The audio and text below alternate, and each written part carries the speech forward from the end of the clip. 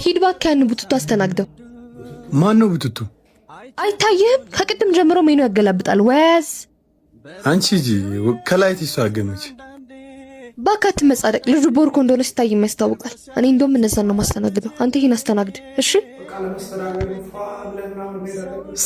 ሰላም እንዴት ነው? ምን ላምጣልህ?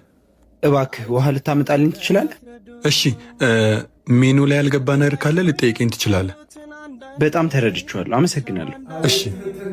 እሺ አሁን አመጣላችኋለሁ። አንተ ውሃ አዘዘህ አይደለ?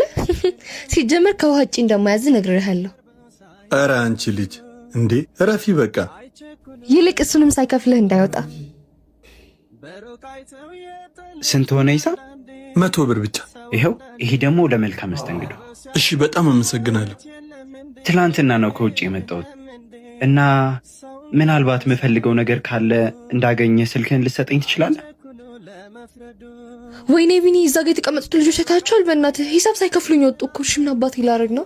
ችግር የለውም፣ ስራሽ ላይ ችግር እንዳያመጣ እኔ እከፍለዋለሁ። ችግር የለውም፣ አትጨነቂ።